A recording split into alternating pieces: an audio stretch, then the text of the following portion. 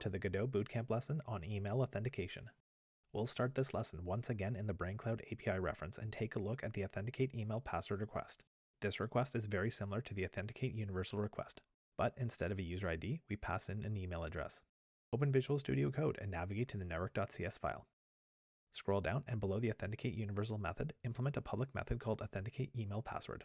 This method takes an email and password strings along with the authentication callback delegates as the parameters.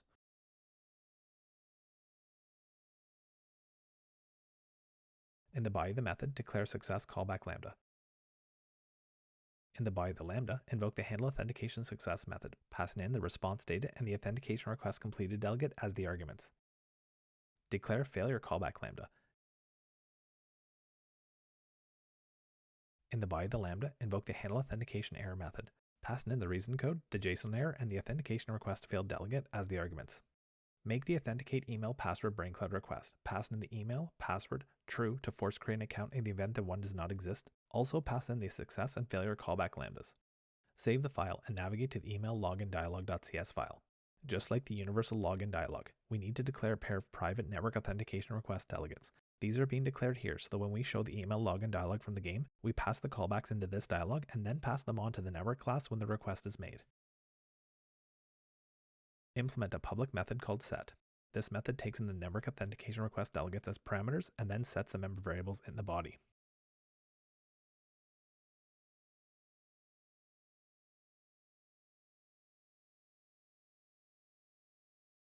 In the login button click method, delete the to-do comment, and in its place, hide this dialog, show the connecting dialog, and then invoke the network's authenticate email password method, passing in the email and password from the text fields along with the authentication delegates as the arguments.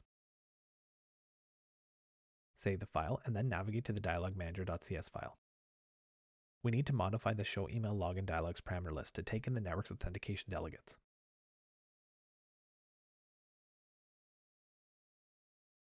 In the body of the method, invoke the email login dialog's set method, passing in the authentication delegates as the arguments. Save the file and then navigate to the game.cs file.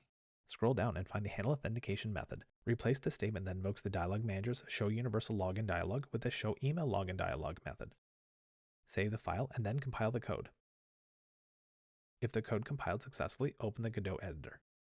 Run the game. We should reconnect to brainCloud. From the brainCloud dialog, click Logout and then click Login. Notice the email login dialog is now displayed. Enter your credentials and then log in. We have now authenticated with brainCloud using an email identity.